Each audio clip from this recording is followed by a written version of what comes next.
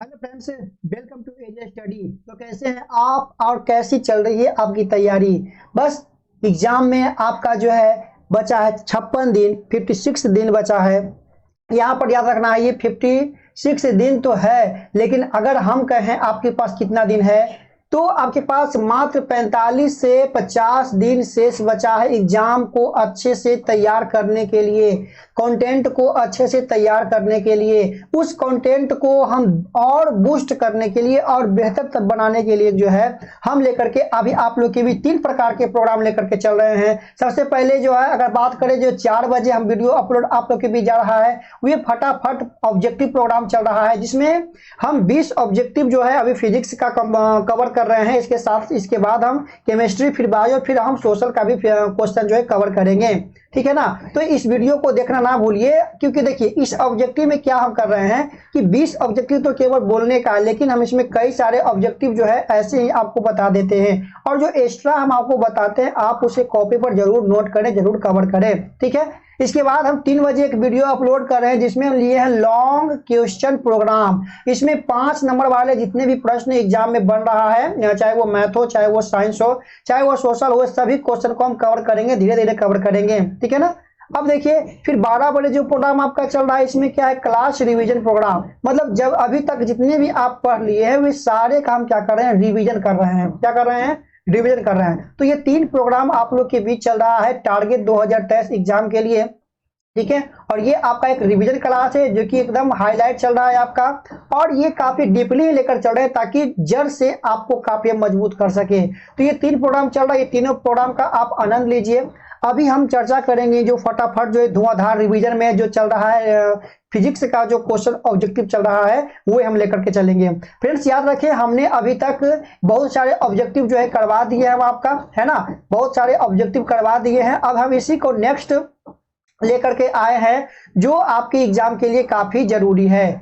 अभी हम बात करेंगे 20 ऑब्जेक्टिव आप लोग के बीच, यहाँ पर स्क्रीन पर देख रहे होंगे, हम यहाँ से चर्चा करेंगे क्योंकि यहाँ तक की ऑब्जेक्टिव आपको हम करवा दिए हैं। फ्रेंड्स आपको हम ये बता दें कि यदि चाहते हैं कि हम इसका पीडीएफ ले, तो पीडीएफ लेने के लिए क्या करना होगा कि आप मेरे टेलीग्राम चैनल एजे स्टडी लैब से जुड़िए। डिस्क्रिप्शन में भी हम उसका लिंक डाल देंगे, या डायरेक्ट टेलीग्राम पर जाकर के सर्च कीजिए एजे स्टडी लैब। कई बच्चे पूछते रहते हैं कि सर पीडीएफ कहाँ से ले, पीडीएफ कहाँ से ले? तो पीडीएफ लेने के लिए क्या करना है, एजे स्टडी लैब टेलीग्राम चैनल से जुड़ना है। क्लियर है? तो यहां तक होगी आपकी बातें। अब चल लेते हैं क्लास की ओर। तो क्लास में आज हम बहुत ही महत्वपूर्ण ऑब्जेक्टिव लेकर के आए हैं।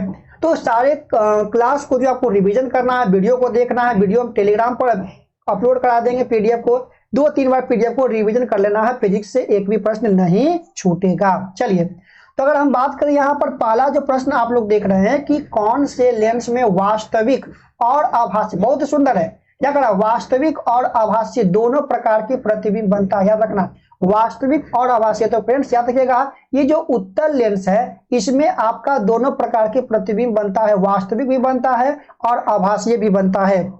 ठीक है? तो इसका राइट आपका क्या हो जाएगा, उत्तल लेंस। फ्रेंड्स लेंस कहे तो उत्तल और दर्पण कहे तो अवतल। अवतल दर्पण में क्या होता है कि आभासी और वास्तविक दोनों प्रतिबिंब बनता है। आपको ये कमेंट करना है कि बताइए कि उत्तल लेंस में हम वस्तु की स्थिति कहाँ, यानी वस्तु कहाँ पर रखेंगे ताकि उसका जो है आभासी प्रतिबिंब बनता है। मात्र एक ही जगह पर जो है उत्तल लेंस में वस्तु का प्रतिबिंब, आभासी प्रतिबिंब बनता है। अगर हम बात करें अवतल लेंस की, तो अवतल लेंस में केवल और केवल आभासी प्रतिबिंब बनता है। अवतल लेंस में, है ना, केवल और केवल जो है आभासी प्रतिबिंब ही बनता है। तो ये हो गई आपकी जरूरी बातें। ठीक है? अब देखिए नेक्स्ट क्वेश्चन की अगर हम बात कर लेते हैं। नेक्स्ट क्वेश्चन कहता है क्या चीज कि विद्युत हीटर में तार की कुंडली किस तत्व के बनी होती है? जो विद्युत हीटर में जो तार की कुंडली होती है क्या चीज का बना होता है? पिछले ऑब्जेक्टिव में हम आपको बताया था बल्ब में क्या होता है, और ये भी पूछा था कि विद्युत हीटर में किस चीज का बना होता है। देखिए आपके बीच ऑब्जेक्टिव भी आ चुका है, ये नाइक्रोम का बना होता है। एक बार आप फिर रिकॉल कर लीजिए कि बल्ब में किसका होता है। हम सारे जो है पीडीएफ यहाँ पर करवा दिए हैं, आप देख सकते हैं कि विद्युत बल्ब में किसका बना होता है। ये पीडीएफ सब एक ही पीडीएफ में हम आपको टेलीग्राम पर टोटल कंप्लीट करवा देंगे। ठीक है ना? चलिए, तो ये आपका क्या होता है, नाइक्रोम का बना होता है। क्लियर है? आपको ये कमेंट करना है कि नाइक्रोम जो है किन किन धातुओं का जो मिश्र धातु से बना होता है। ठीक है? ये कमेंट करना है आपको। नेक्स्ट आपके बीच है कि एक लेंस की क्षमता +5 डायोप्टर है। आपको याद रखना है कि लेंस की क्षमता का SI मात्रक क्या होता है, डायोप्टर, क्योंकि P बराबर फार्मूला होता है 1/F। ये आपका लेंस की क्षमता क्या है, फार्मूला है। यदि किसी लेंस की क्षमता की फोकस मालूम हो तो हम उसकी क्षमता निकाल सकते हैं। याद रखिएगा, किसी भी लेंस की जो फोकस होगा, अगर फोकस माइनस में है तो उसका क्षमता भी माइनस में आएगा, यदि फोकस प्लस में है तो उसका क्षमता भी क्या होगा, आपका प्लस में आएगा। तो यहाँ पर करा है कि प्लस में फोकस, डायोप्टर आपका दे रहा प्लस में, मतलब क्षमता प्लस में, तो देना कि किस लेंस का फोकस प्लस में होगा। तो याद रखिएगा कि जो उत्तल लेंस होता है उसकी फोकस जो होते हैं वे आपके धनात्मक होते हैं। जब उत्तल लेंस की फोकस धनात्मक है तो उसका क्षमता भी क्या आपका होगा, धनात्मक होगा। अतः ये आपका क्या हो जाएगा, उत्तल लेंस। अच्छे से रिवाइज कर रहे हैं ना, क्योंकि हम कोई भी ऑब्जेक्टिव को जो है यूं ही नहीं 4 ऑप्शन दे करके आपको बता रहे हैं, केवल आपको हम समझा रहे हैं। ऑप्शन दे रहे हैं डायरेक्ट आंसर, और उस आंसर को हम क्या कर रहे हैं, एक्सप्लेन कर रहे हैं। ठीक है, ज्यादा ध्यान देना एक्सप्लेन पर। हम एक्सप्लेन करते समय जो बहुत सारी बातें आपको कवर करवाते हैं, तो ये बात पर आपको ध्यान देना है। ठीक है, चलो देखो, अब देखिए लेकर चल लेते हैं। नेक्स्ट प्रश्न कहता है कि किसी उत्तल लेंस द्वारा वस्तु का आभासी और आवर्धित, पहला नंबर जो क्वेश्चन हमको बताए थे उसी का देखिए आ गया है पूरा फिर से क्वेश्चन। आभासी और आवर्धित प्रतिबिंब बनाने हेतु वस्तु की स्थिति कहाँ होनी चाहिए। फ्रेंड्स, तो याद रखना है ये वस्तु की स्थिति फोकस और लेंस के बीच होना चाहिए। फोकस और लेंस का मतलब क्या होता है, आपको मालूम है ना कि फोकस लेंस में 2 फोकस होता है, एक आपका होता है F1 होता है, एक आपका होता है F2 होता है। ठीक है, ये फिर एक आपका होता है F1 F1 होता है, एक आपका होता है 2F2 होता है। ठीक है, ये आपका होता है। तो यहाँ पर क्या करना है कि जब आभासीय और सीधा प्रतिबिंब प्राप्त करना होता है उत्तल लेंस में, तो हम वस्तु की स्थिति कहाँ रखते हैं, फोकस, यानी ये फोकस और लेंस के बीच, मतलब ये जो होता है ना प्रकाश केंद्र, ये प्रकाश केंद्र कहलाता है। ये दोनों के बीच वस्तु की स्थिति होती है। ठीक है, जब हम शॉर्ट वाला क्वेश्चन करवाएंगे तो ये सारी स्थिति को हम एक बार में जो है कवर कर लेंगे। क्लियर है ना, तो ये यहाँ याद रखना है, फोकस और एवं कहाँ के बीच होता है, लेंस के बीच होता है। ठीक है, नेक्स्ट क्वेश्चन आपके बीच है कि प्रकाश के परावर्तन, पिछले वीडियो में हम प्रकाश के अपवर्तन लाए थे, तो याद रखना ऐसे कितने नियम है, तो 2 नियम है, चाहे वो प्रकाश की परावर्तन हो चाहे वह प्रकाश की अपवर्तन हो, दोनों का आपका 2 ही नियम है। नेक्स्ट अगर हम बात करें कि किसी बल्ब में 220 वोल्ट पर 2 एम्पियर की धारा प्रवाहित होती है, तो फिलामेंट में प्रतिरोध कितना होगा, कितना ओम होगा। प्रतिरोध का SI मात्रक क्या होता है, ओम। आपको कमेंट करना है कि प्रतिरोधकता का SI मात्रक क्या होता है ना। देखिए, तो क्या निकालना है, R निकालना है। तो R निकालने के लिए ये आपको मालूम है, I का मान मालूम है 2, I का मान दे दिया, ये आपका 2 दे दिया, और ये V का मान दे दिया है 220 दे दिया है। तो V/I फार्मूला होता है, तो 220 बटा अगर करते हैं 2, तो ये आपका 110 ओम बार में जो है खत्म हो जाता है। तो यहाँ पर आपका निकलता है कितना, 110 ओम निकलता है। क्लियर है। नेक्स्ट है कि 1 किलोवाट में 1 किलोवाट किसके तुल्य होता है, किसके बराबर होता है, कितने जूल के बराबर होता है। तो आपको याद रखना है कि 1 किलोवाट 3.6 गुने 10 के पावर 6 जूल के बराबर होता है। एग्जाम में पूछ दिया गया है, ये बात कंप्लीट रखना है।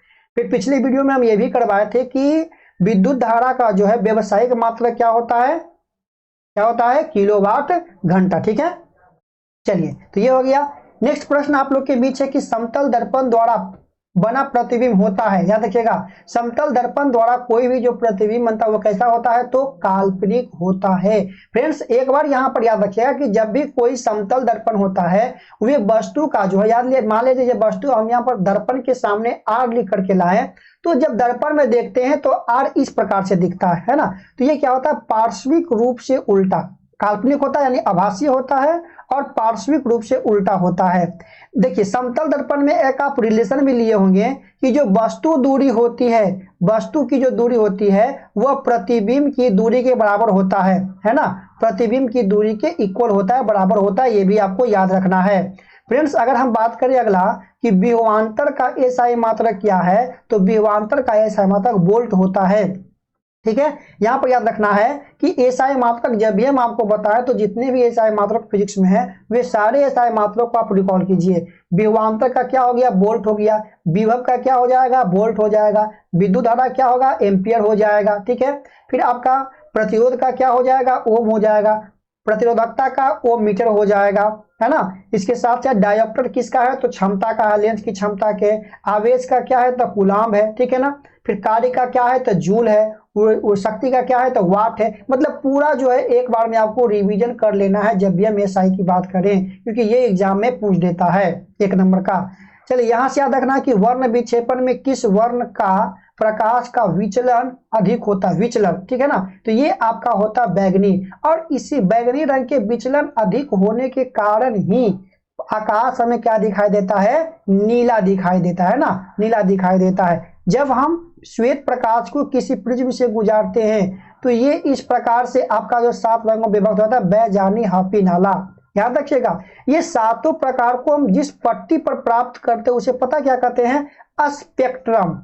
स्पेक्ट यहां लिख देते हैं, 1 मिनट, क्या कहते हैं इसको, स्पेक्ट्रम कहते हैं, स्पेक्ट्रम कहते हैं, ठीक है ना, स्पेक्ट्रम कहते हैं, याद रखिएगा, है ना। तो ये 7 रंग होता है। सबसे अधिक विचलन किसका है, नीला का, याद रखिएगा। जिसका विचलन अधिक होगा उसका झुकाव कम होगा, ठीक है, और जिसका झुकाव अधिक होगा उसका विचलन कम होगा। तो सबसे कम विचलन की बात करें तो ये आपका क्या हो जाएगा, लाल, ठीक है ना। पिछले जो वीडियो में आपको बताए थे इसमें थोड़ा सा जो है दिक्कत हो गया था, तो इसको हम सुधार करके जो वीडियो को फिर से अपलोड कर दिए हैं। यहाँ पर बैगनी होगा, ठीक है। स्पेक्ट्रम में किस रंग का किरण का झुकाव अधिक होता है, सॉरी यहाँ पर झुकाव की बात है ना, तो झुकाव जो झुकता है तो झुकाव अधिक किसका होता है, ये लाल का होता है, ठीक है। तो ये आपका यहाँ पर क्या हो जाएगा, लाल हो जाएगा, है ना।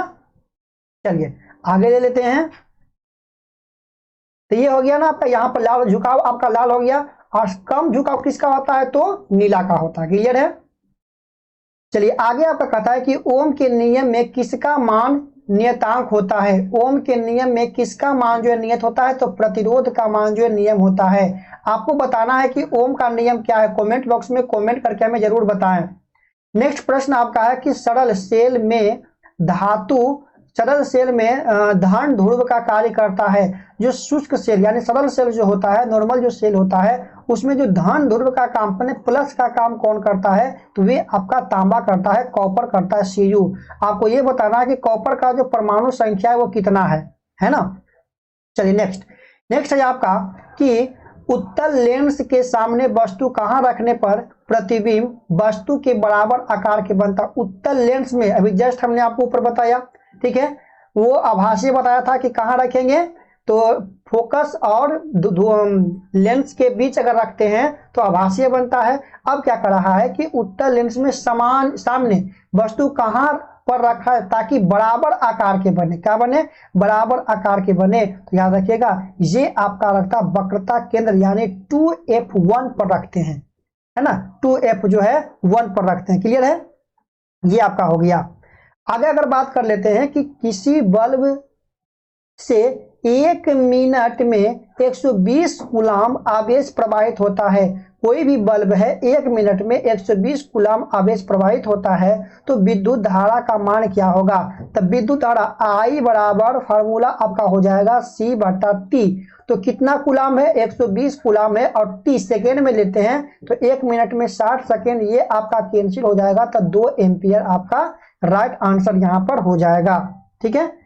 नेक्स्ट बात कर लेते हैं अगला प्रश्न की अगर बात करें फटाफट में, तो आकाश का रंग नीला किस घटना के कारण दिखाई देता है, तो प्रकाश के प्रकीर्णन के कारण। फ्रेंड्स याद रखना कि प्रकाश के प्रकीर्णन के कारण ही जो है आकाश का रंग नीला दिखाई देता है, और प्रकाश के प्रकीर्णन के कारण ही हम उस वस्तु को देख पाते हैं जहां पर जो है प्रकाश भी नहीं भी पहुंच पाता है ना, प्रकाश के प्रकीर्णन के कारण ही। नेक्स्ट अगर बात कर लेते हैं कि प्रतिरोध का एसआई मात्रा क्या है, प्रतिरोध का, तो प्रतिरोध का एसआई मात्रा क्या है, ओम, और प्रतिरोधकता का ओम मीटर होता है, याद रखना है। आगे बात करते हैं कि स्पेक्ट्रम प्राप्त करने के लिए किसका उपयोग करते हैं। स्पेक्ट्रम माने 7 रंगों का पट्टी प्राप्त करने के लिए हम प्रिज्म का प्रयोग करते हैं। चलिए आपको ये बात मालूम है कि यदि हम प्रिज्म को जो है, यदि प्रिज्म से श्वेत प्रकाश को गुजारते हैं तो वे 7 रंगों में विभक्त हो जाती है, ठीक है। और यदि यही 7 रंगों को हम उल्टे प्रिज्म करके गुजारते हैं तो ये पुनः क्या होती है, एक रंगों में जो है यह बट जाती है और श्वेत रंग यहाँ से वापस निकलती है। ये भी आपको याद रखना है, ठीक है ना। नेक्स्ट अगर बात कर लेते हैं कि विद्युत हीटर में विद्युत धारा के किस प्रभाव का उपयोग किया जाता है, तो ये उष्मीय प्रभाव का प्रयोग किया जाता है। ठीक है, आगे बात कर लेते हैं कि किसी दर्पण में केवल काल्पनिक प्रतिबिंब, किस दर्पण में केवल काल्पनिक, तो यहाँ पर रखना उत्तल दर्पण में केवल काल्पनिक प्रतिबिंब बनता है।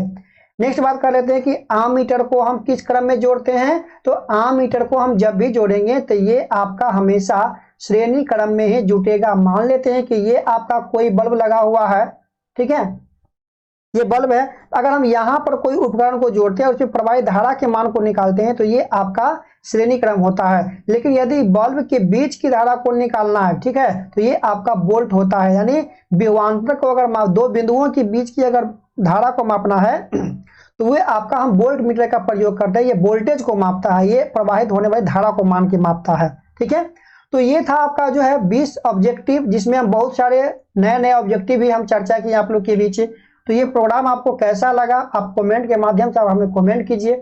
समय आपका कीमती है, समय को बढ़िया से यूटिलाइज कीजिए। ठीक है, मिलते हैं नेक्स्ट वीडियो में, तब तक के दीजिए इजाजत। और तीनों प्रोग्राम को आप देखना जरूर देखिए, तीनों प्रोग्राम को, ठीक है ना, ताकि जो है अच्छे से आप इसे रिकॉल कर सके। क्लियर है, अच्छे से आप इसे जो है रिकॉल कर सके।